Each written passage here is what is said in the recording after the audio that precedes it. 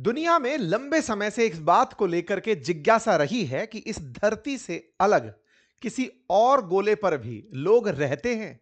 इसको लेकर बहुत सी फिल्में बनी हैं, बहुत सी डॉक्यूमेंट्रीज बनी हैं, क्योंकि लोगों के कयास का जो सबसे बेसिक रीजनिंग है वो ये कि जब धरती इस आकाश गंगा का एक ग्रह है और उस पर इंसानों जैसे 700 करोड़ से ज्यादा लोग रहते हैं, तो इस दुनिया में इस अंतरिक्ष में दिखने वाले इतने टिमटिमाते तारे यानी कि जो ग्रह दिखाई देते हैं या फिर जो स्टार्स दिखाई देते हैं, उन स्टार्स में क्या जीवन हो सकता है।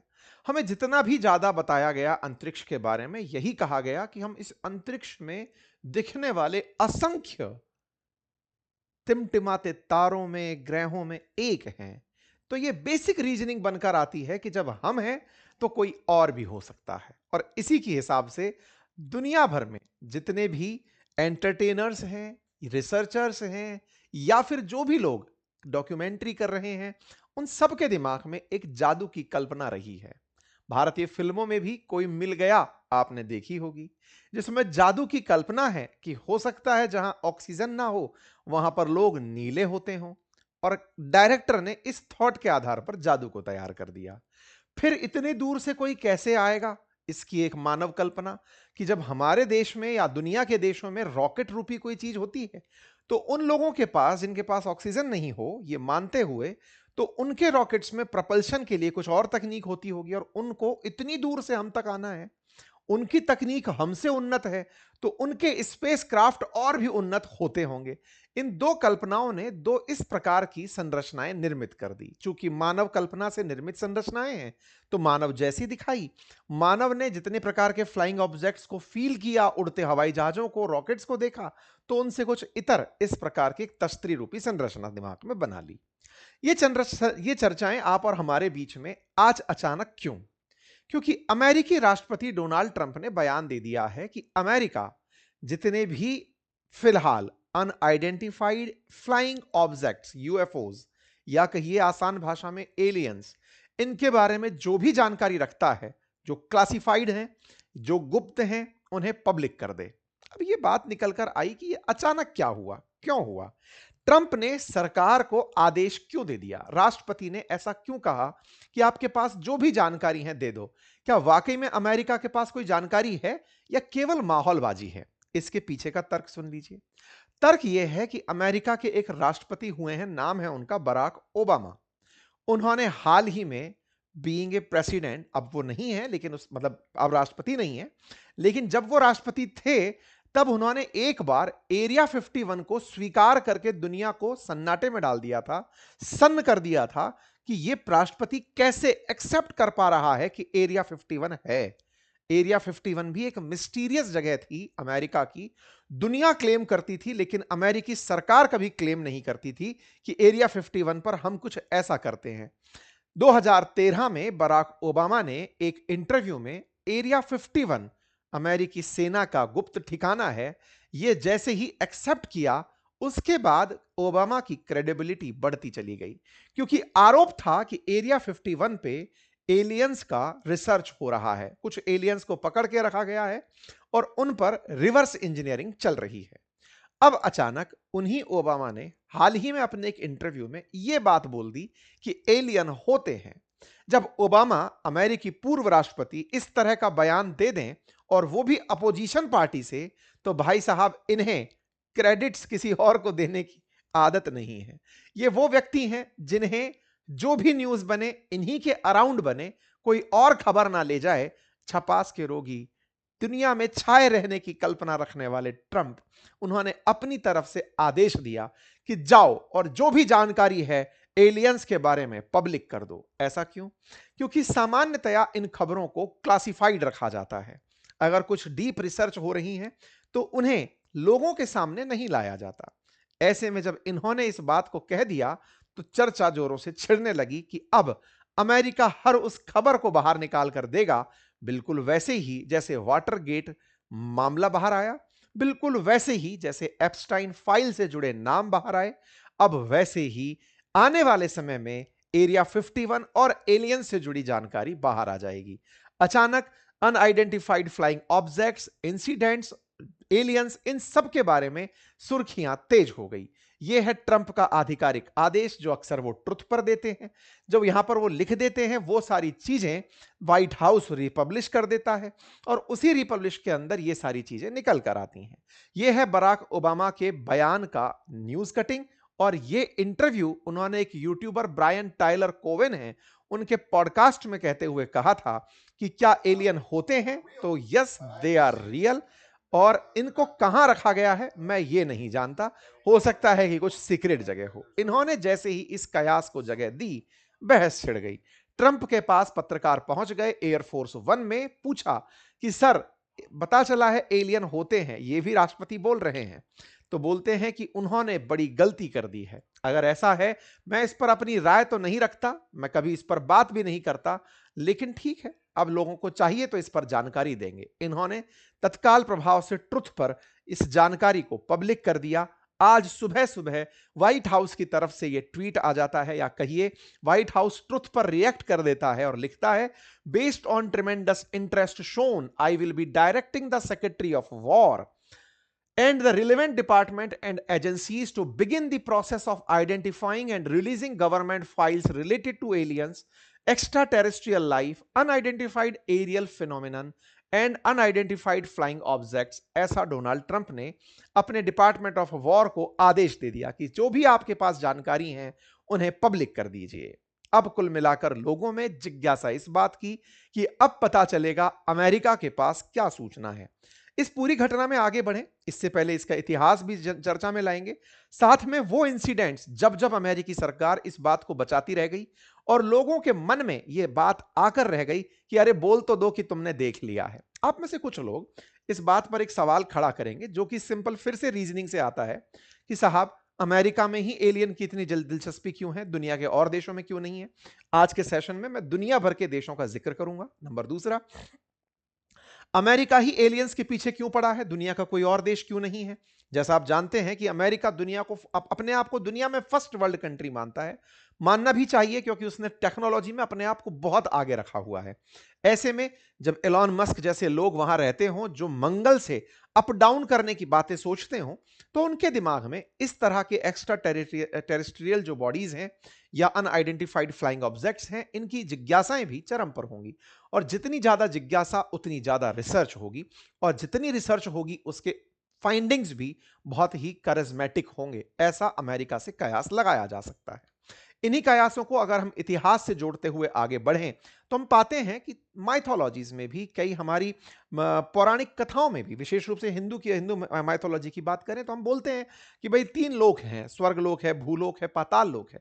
यानी जहां हम रह रहे हैं दैट इज भूलोक, इसके अलावा भी लोक हैं जहां पर निवास होता है। तो ऐसे में अच्छे और बुरे को हमने स्वर्ग और पाताल में बांट दिया। इसका मतलब हमारी पौराणिकता में भी इसकी मान्यता है कि इस तरह का कुछ तो है जो कहीं और रह रहा है। ऐसे ही कई और प्राचीन सुमेरियन माइथोलॉजी के अंदर अन्नुनाकी का जिक्र किया गया है, जिसके बारे में कहा गया है कि देवताओं का एक समूह था जो स्वर्ग से धरती पर आया था। ऐसे ही एक यूनानी लेखक थे लुशियन, जिन्होंने 2000 साल पहले अपनी एक किताब ए ट्रू हिस्ट्री में लिखा कि कुछ यात्रियों को अचानक एक बवंडर फंसाकर चांद पर ले गया। वहां पर पंख वाले घोड़े, हाथियों जितने पिस्सू, इस तरह की चीजें दिखाई दी। 1000 साल पहले एक जापानी कहानी है द बंबू कटर्स, उसके अंदर एक ऐसी लड़की का जिक्र है जो चांद से आई है। कुल मिलाकर के प्राचीन कथाओं में भी इसका जिक्र रहा।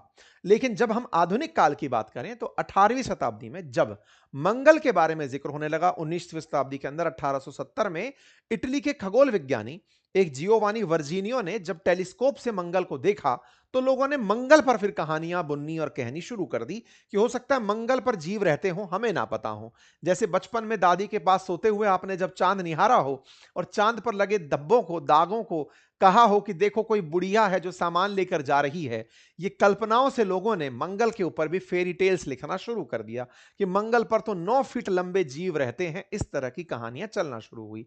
ये सारी इंसानी इमेजिनेशंस थी जिन्होंने दिमाग में विचार किया कि अगर वहां से कोई यहां आना चाहे, जब हम उन्हें देख सकते हैं तो वो भी हमें देख सकते होंगे। जब हमारे हवाई जहाज वहां जा सकते हैं, हमारे रॉकेट्स जा सकते हैं, तो उनके भी उड़कर यहां आ सकते होंगे।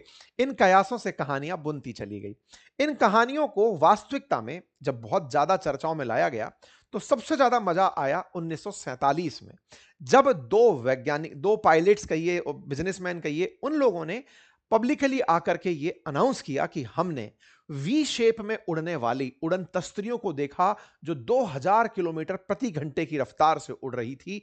इनकी संख्या 9 थी। इनमें एक प्राइवेट पायलट और बिजनेसमैन थे, जो सिएटल की पहाड़ियों में रॉजवेल रीजन में इस बात को क्लेम कर देते हैं और कहते हैं कि हमने न्यू मैक्सिको के रॉजवेल इलाके में कुछ देखा है, जो कि वी शेप के अंदर उड़ रहा था, और वो अपने साथ में 9 अनआइडेंटिफाइड फ्लाइंग ऑब्जेक्ट्स को लेकर चल रहा था। जब यह जानकारी बाहर आई, इन्होंने क्लेम किया, अखबारों में छपने लगी।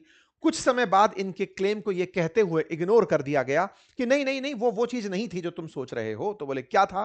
बोले कुछ नहीं, वो तो वेदर बैलून थे जो कि यूएसएसआर ने अमेरिका पर भेजे थे। असल में ये वो दौर था जब अमेरिका और यूएसएसआर यानी सोवियत रूस एक दूसरे से शीत युद्ध लड़ रहे थे। कोल्ड तरीके से वो युद्ध जिसमें दोनों एक दूसरे की सारी जानकारियां जुटाएंगे, लेकिन आपस में एक दूसरे का सामना नहीं करेंगे। इस तरह का जो वॉर चल रहा था, इसमें यूएसएसआर अमेरिका की जानकारियां जुटाने में लगा था और उन जानकारियों में खोज खोज कर चीजें निकालता था कि हाँ भाई, बताइए तुम लोगों ने न्यूक्लियर टेस्ट कहां किया, ये सब किया। उस समय पर कुछ गुप्तचर चीजें भेजी जाती थी, क्योंकि पहले रडार सिस्टम, इतने सैटेलाइट सिस्टम मजबूत नहीं थे।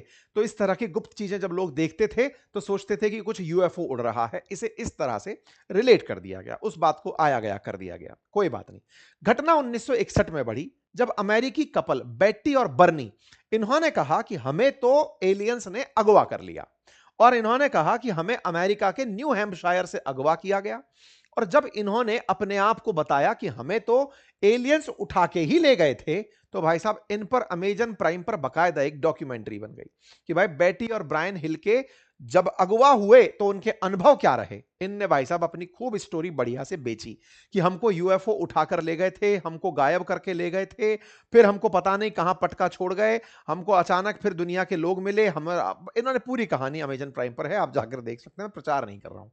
कोई बात नहीं साहब। इन सब चीजों को चलते हुए देखकर अमेरिकी एयरफोर्स ने प्रोजेक्ट ब्लू बुक नाम से एक ऑपरेशन शुरू किया कि भाई जब लोगों ने इतने कयास बना लिए, 47 में कोई कह दे रहा है, यहां साहब ये दोनों लोग निकलकर 61 में दावे कर दे रहे हैं, तो बोले जितनी भी घटनाएं हुई हैं आओ उन सबको लिखते हैं, सारी घटनाओं को चेक करते हैं कि उस दौरान ऐसा क्या हुआ, कोई वाकई में ऐसी चीज आई थी। तो 13,000 से ज्यादा रिपोर्ट्स को जांचा गया। उनमें फिर कई घटनाएं सामान्य घटनाएं पाई गई। बोले यार कोई हवाई जहाज देख लिया होगा, कोई फ्लाइंग ऑब्जेक्ट बलून देख लिया होगा। सरकार ने रोजवेल की घटना को भी कहा कि कुछ नहीं, बलून था, और कुल मिलाकर के सीक्रेट सर्विलांस के चलते वो घटना हुई थी। बोले छोड़ो यार कुछ नहीं था। फिर भी चीजें नहीं रुकी। 7 से 12 के बीच में भी एडवांस एरोस्पेस थ्रेट आइडेंटिफिकेशन नाम का प्रोग्राम लॉन्च हुआ कि भाई मालूम तो करो कि अल्टीमेटली क्या है, लेकिन 12 में फिर से बंद कर दिया गया। कोई बात नहीं। इस बीच में 2 घटनाएं और हुई साहब। क्या हुआ? एक बॉयड बुशमैन नाम का व्यक्ति था जो 2014 में मर गया। इसके मरने से जस्ट पहले यूट्यूब पर एक वीडियो वायरल होता है। यूट्यूब पर जो वीडियो वायरल होता है उसे इसका डेथ बेड कन्फेशन करार दिया जाता है, बॉयड बुशमैन का। यूट्यूब पर जो वीडियो वायरल होता है वो असल में इस व्यक्ति के द्वारा वर्ष 2007 में एक इंटरव्यू में शूट किया गया था। तब किसी ने उसे देखा नहीं, लेकिन कई बार कुछ पुराने वीडियोस वायरल हो जाते हैं। ऐसे ही इन भाई साहब का एक वीडियो वायरल होता है। जो बॉयड बुशमैन थे, ये लॉकहेड मार्टिन जो अमेरिका की हवाई जहाज बनाने वाली कंपनी है, उसके अंदर सीनियर रिसर्च इंजीनियर हुआ करते थे। इन्होंने अपने इंटरव्यू में कुछ बातें कही होंगी। उन बातों को अचानक 2014 में हवा लगी, यूट्यूब पर अचानक वीडियो सरफेस कर गया। उसमें इनकी कुछ बातें थी जो लोगों को लगा कि 2014 में ही कही गई हैं।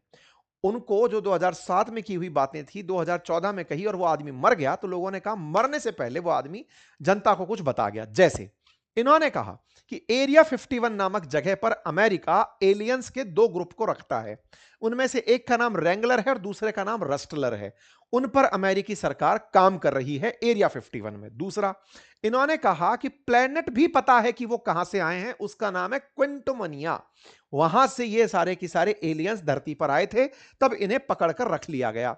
वहां पर पहुंचने में 48 लाइट ईयर लगेंगे अगर अर्थ से पहुंचा जाए, लेकिन ये जो लोग हैं ये मात्र 45 मिनट में उस क्विंटनिया तक पहुंच जाते हैं।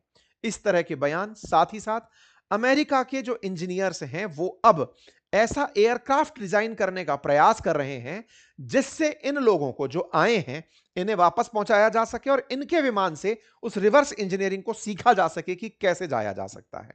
और बकायदा इसके इन्होंने फोटोग्राफिक एविडेंस दिखाए कि देखो ये कैसे लोग हैं। इन्होंने एक तस्वीर जारी करी कि इस तरह के लोग हैं जो एरिया 51 के अंदर रिवर्स इंजीनियरिंग किए जा रहे हैं। 4-5 फीट के लोग हैं, ऐसे ऐसे सर हैं। बकायदा तस्वीर वायरल होती है कि इन्होंने कुछ ऐसी चीजें पाई हैं। एरिया 51 में इस तरह की रिसर्च चल रही है। यह घटना 2014 की है। 2014 में ये मर जाते हैं, वीडियो रिसरफेस होता है और लोगों को लगता है कि इन्होंने ये जानकारी सही निकाल दी थी इसलिए इन्हें मार दिया गया। हालांकि सत्य ये था, बुजुर्ग व्यक्ति थे और लंबे समय पहले ही उन्होंने वीडियो बनाया था, सोशल मीडिया पर रिसरफेस होकर आया था, लेकिन इसकी सत्यता को भी इग्नोर कर दिया गया कि नहीं नहीं ये बात सही नहीं कह रहे। लोगों ने अपनी तरफ से कल्पनाओं में एलियन की पिक्चर बनाई जो कि ऐसा दिखेगा, इन तक वो चीजें पहुंचा दी, एडिट करके ऐसी चीजें बना दी गई। चलो ये बात भी आई गई होगी। ऐसे ही एक ही पॉडकास्टर हैं अमेरिका के, जो रोगन, काफी फेमस पॉडकास्टर। उनके इंटरव्यू में बॉब लेजर और जेफरी कॉर्बेल नाम के दो व्यक्ति आते हैं। जो ये बॉब लेजर है ना, ये भी अपने कुछ एक्सपेरिमेंट साझा करने आते हैं। बॉब लेजर जब इंटरव्यू में आते हैं तब ये कहते हैं कि साहब हमने एरिया 51 में रिवर्स इंजीनियरिंग होते हुए एक्स्ट्रा टेरिटोरियल, ये जो मतलब बाहर के आए हुए जो यूएफओज हैं इनको लेकर के काम चल रहा है वो देखा है। इन्होंने इस बात को क्लेम कर दिया। असल मायने में इनको अपनी एक वेब सीरीज डालनी थी बॉब लेजर को, फ्लाइंग ऑब्जेक्ट्स को लेकर के। उस बात के लिए नेटफ्लिक्स पर वेब सीरीज आनी थी, बाद में वो अमेजन प्राइम पर आई। इस बात के प्रचार के लिए ये लोग आए थे। इन्होंने बताया कि भाई ऐसा है कि जो एरिया 51 है वहां पर एक क्षेत्र है जिसका नाम S4 है। वहां पर उस इंजन को, जिस तस्त्री से उड़कर ये लोग आए थे, उसको तोड़ मरोड़ के फिर से देखा जा रहा है कि भाई बताओ कैसे वापस जाया जा सकता है। साथ ही साथ इन्होंने कहा कि यहां पर एलिमेंट 115 भी मिलता है जो कि उन पेंटियम, मतलब जो लोग पीरियडिक टेबल पढ़ते हैं उनमें 115 वाले नाम का नंबर एलिमेंट 115 उन पेंटियम, बोले यहां पर उस एयरक्राफ्ट के अंदर ये वाला फ्यूल यूज किया जा रहा है ताकि रिवर्स ग्रेविटी में हवाई जहाज को ले जाया जा सके। साथ ही बोले इस तरह की चीजें विकसित की जा रही हैं कि फ्लाइंग ऑब्जेक्ट्स उन वाले एक्स्ट्रा टेरेस्ट्रियल जो ग्रह हैं या फिर जो स्टार्स हैं वहां तक पहुंच सके। कोई बात नहीं साहब, इन पर भी फिल्म आई। यानी कि कुल मिलाकर कोई भी व्यक्ति आता, एरिया 51 को क्लेम करता, क्लेम के साथ साथ इस तरह की बातें करता कि वहां पर यह हो रहा है।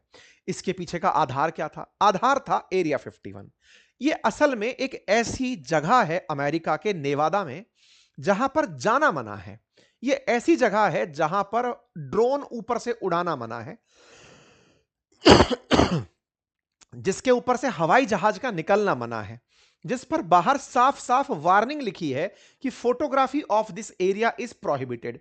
जहां पर वार्निंग है कि यहां पर यूएस एयरफोर्स का इंस्टॉलेशन है, कोई भी इस एरिया से ना निकले। अगर कोई भी क्षेत्र इस तरह से डेवलप किया जाए तो लोगों के मन में सहज ही जिज्ञासा बनने लगती है, ऐसा क्या है जहां पर एक डेमोक्रेटिक कंट्री में लोगों को जाने नहीं दिया जा रहा है। रही सही खबर इन महाशय ने 2013 में लीक कर दी कि हां एरिया 51 अमेरिका का अपना एक ऐसा क्षेत्र है जो कि वायुसेना के अंडर आता है। यह लास वेगास से 135 किलोमीटर दूर रेगिस्तान में स्थित जगह है और यहां पर बेहद गुप्त और चेतावनी के संकेत उपलब्ध हैं और इस तरह से हमारी एयरफोर्स यहां पर रहती है। लेकिन यहां पर टेस्ट किए जाते हैं, हमारे कुछ विमानों के, हमारे गुप्तचर संस्थाओं के टेस्ट किए जाते हैं। यह बात जब बाहर निकल कर आई तो फिर लोगों ने दिमाग लगाया कि चलो सैटेलाइट पर देखते हैं कि दिखती है या नहीं। सैटेलाइट से जो प्राप्त इमेजेस हैं उन्हें काउंटर किया जा सकता है, अमेरिका उस तकनीक में बहुत आगे है। लेकिन जब इतनी चर्चा आने लगी तो सैटेलाइट से इस क्षेत्र की तस्वीरें बाहर आई। तस्वीरें आई तो यहां पर दिखा कि यहां पर एक बकायदा एयर स्ट्रिप बनी है और यहां पर कुछ कुछ ऐसे ऐसे ऑफिसेस से बने हुए हैं जिनमें लोग काम करने आते हैं। असल में यह पूरा पहाड़ी इलाका है तो पहाड़ों के नीचे टनल्स में काम होता है जो ऊपर से दिखाई नहीं पड़ता। ऐसे में कयास लगाए जाने शुरू हुए कि जो दिख रहा है उसको देखकर एक एयर स्ट्रिप जरूर लगती है, लेकिन यहां लोग काम करने आते हैं। यहां 1950 से 1990 के दशक में अमेरिका ने परमाणु हथियारों का परीक्षण किया है। यहां पर कई पर्वत श्रृंखलाएं हैं जो 29 लाख एकड़ क्षेत्र में फैली हैं, जिसमें अमेरिका द्वारा कई प्रकार के रणनीतिक विकास और उन्नत प्रशिक्षण केंद्रों को अंजाम दिया जाता है। साथ ही साथ अमेरिका ने यहां पर शीत युद्ध के दौरान अपना U-2 और SR-71 जो टोही विमान था, यानी कि जिससे कि सामने वाले की गुप्तचर एजेंसियां बाहर निकाली जा सकती हों, उनका परीक्षण यहां पर किया था। इसकी शुरुआत 1955 में हुई थी और 2013 में आधिकारिक रूप से अमेरिका ने इसे स्वीकार किया था कि हमारे पास एक ऐसा प्रैक्टिकल ग्राउंड या एरिया उपलब्ध है। CIA ने जब खुलासा किया तब जाके ओबामा ने भी पब्लिकली बताया कि हां भाई ऐसी कोई चीज है। कुल मिलाकर के अमेरिका ने 1955 से 2013 तक जिस जगह को गुप्त तरीके से रखा हो, स्वाभाविक है कि लोगों के पास कहने के लिए बहुत सी बातें थी। क्या लगता है कि ऐसी स्थिति में लोगों के दिमाग में जानने की जिज्ञासा और सरकार पर दबाव नहीं पड़ा होगा? पड़ा था। एरिया 51 को लेकर के बहुत से लोगों का कहना था कि लास वेगास से 1500 से ज्यादा लोग हवाई जहाजों से यहां उड़कर काम करने जाते हैं। ऐसे में बहुत से लोगों ने इसी के इर्द गिर्द कहानियां बुनी कि यहां एलियंस पर काम होता है, यहां गुप्तचर विमानों पर काम होता है, अमेरिका सारे सीक्रेट वेपन्स यही बनाता है, टेस्ट करता है और अमेरिका USSR से निपटने की तैयारियां यही कर रहा होता है। रही सही कसर कई लेखकों ने पूरी कर दी जब उन्होंने कहा कि यहां पर वाकई में सीक्रेट चीजें हो रही हैं। एक बार तो हद हुई जब एक मैटी रॉबर्ट्स नाम के व्यक्ति ने, जो 20 वर्षीय था, उसने फेसबुक पर एक इवेंट जारी करके कहा कि चलो हम वहां पर अंदर एंट्री करेंगे, हमें क्या होगा, ज्यादा से ज्यादा एलियन मार डालेंगे, हमें अंदर चलना होगा। इसका नाम रखा गया स्टॉर्म एरिया 51।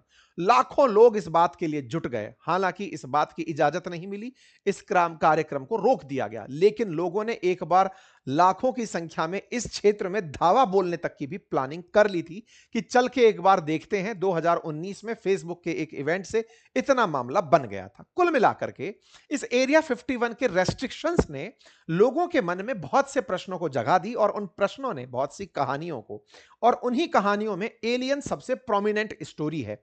बहुत से लोगों का मानना है कि अमेरिका जानबूझकर एलियन का ख्याल लोगों के दिमाग में डालकर रखता है ताकि वो अपनी गुप्तचर सुरक्षा को लेकर के व्यवस्थाएं जो बनाकर चलता है, टोही विमान जो बनाता है, लोगों की जासूसी के जितने यंत्र बनाता है, उनको कह सके कि एलियन थे ताकि लोगों को संदेह ना हो। कुल मिलाकर इन आइडेंटिफाइड जो अनआइडेंटिफाइड एरिया फिनोमेनन है, इसको लेकर के तमाम जांच और बातें होती रही। अब इसके साथ साथ दुनिया भर में भी, जैसे मैक्सिको के अंदर 2018 में कोई ऐसी ही चीज देखी गई, ऐसे बहुत से इंसिडेंट्स निकल कर आए। लेकिन ट्रंप इस बात को लेकर के क्या सोचते रहे हमेशा से, उसकी अगर चर्चा की जाए तो असल में ट्रंप ने पिछले साल भी 2025 में इस बात को कहा था कि कुछ ऐसी चीजें हमारे पायलट्स ने देखी हैं जो मेरे फाइटर जेट से बहुत तेज थी, लेकिन हमारे पास कोई एविडेंस नहीं है। ऐसे ही इनके जो चीफ हैं नेशनल इंटेलिजेंस की, तुलसी गैबार्ड, उन्होंने भी एक इंटरव्यू में कहा कि हां एलियंस होते हैं, लेकिन मैं इससे ज्यादा आपको नहीं बता सकती। यानी अमेरिका का जो वर्तमान डिपार्टमेंट है वो लगातार एलियंस पर अपनी राय पिछले 1 साल से देता आ रहा है। तुलसी गैबार्ड ने भी इस तरह से एलियंस पर हामी भर दी थी, जेडी वेंस ने भी हामी भर दी थी। हाल तो यह है कि रूबियो भाई साहब, मार्को रूबियो, ये तो बकायदा एज ऑफ डिस्क्लोजर नाम की एक डॉक्यूमेंट्री में खुद किरदार बनकर शामिल हुए हैं, जो अमेजॉन प्राइम पर उपलब्ध है, जिसमें ये अपनी तरफ से इस बात को क्लेम कर रहे हैं कि हां ऐसा होना चाहिए, जानकारी प्राप्त होनी चाहिए। कुल मिलाकर अमेरिकियों के बीच में एक बड़ी चर्चा है कि क्या वाकई में यूएफओ होता है और अमेरिकी सरकार उस पर क्या कर रही है। कुल मिलाकर के अमेरिका और ट्रंप और ट्रंप का वर्तमान प्रशासन इस बात को लेकर के लंबे समय से माहौल में था। अचानक बराक ओबामा यहां लीड ले गए और उन्होंने कहा होता है ना एलियन, क्यों नहीं होता है। राष्ट्रपति का यह क्लेम कि वो होता है और उनके साथ जुड़ा यह क्लेम कि इन्होंने एरिया 51 अमेरिकियों को सबसे पहले बताया था, ट्रंप इस बात से चिढ़ गए कि ये लो बेटा, अब तो मैं सारे सीक्रेट डॉक्यूमेंट जो भी हैं सब पब्लिक करूंगा। और ऐसे में लोगों ने कहा कि महाराज आप लोगों का ध्यान मत बटाओ एप्स्टाइन फाइल से, आप वहां जाओ जहां पर बहुत सारे पीडोफाइल्स हैं, जिन्होंने बच्चियों के साथ गलत हरकतें की हैं, जिन्होंने अत्याचार किए हैं, उनकी खबरें हम तक निकालो, हमें एलियन में इंटरेस्ट नहीं है। लेकिन ट्रंप सोचे कि इससे पूरा की पूरा ट्रैफिक मिलेगा, क्यूरोसिटी जगेगी, उन्होंने इस तरह की हरकत कर दी। लेकिन जो भी है, कुल मिलाकर के यूएफओ यानी unidentified flying objects, aliens, UFP, इन सबको लेकर के जितनी भी बातें हैं वो अब सरफेस तो हो ही जाएंगी, कुछ ना कुछ तो कंक्रीट निकल कर आ ही जाएगा, ऐसी उम्मीदें जताई जा रही हैं।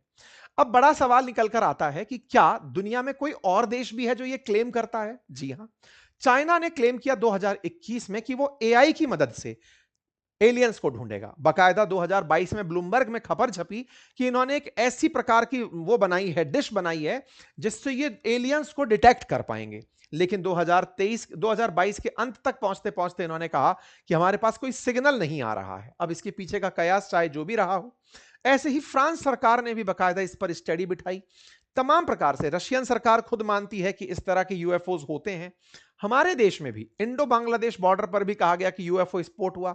लोगों के कयास हैं, लोगों की कितना सच्चाई है कितना गलत, जब तक कोई डॉक्यूमेंटेड तथ्य नहीं होगा, कोई देश प्रेजेंट ना कर दे निकाल कर कि ये तो रहा यूएफओ और ये रही वो उड़न तश्तरी जिससे ये लोग आए थे, तब तक ये कहानियां ही रहेंगी। लेकिन ट्रंप ने जब से इस डॉक्यूमेंट को बाहर निकालने की कहा है, लोगों को थोड़ा ज्यादा इस बात पर विश्वास होने लगा है कि कुछ तो है। अब ऐसे में अमेरिकी डिपार्टमेंट ऑफ वॉर अगर ये जानकारी पब्लिक करता है तो लोगों को बहुत सारी राहत भरी सांसें आएंगी, मुझे ऐसा लगता है। बाकी आप लोग इस विषय पर क्या सोचते हैं, अपनी राय कमेंट बॉक्स में जरूर दें। चैनल पर नए हैं तो चैनल को सब्सक्राइब कर लें।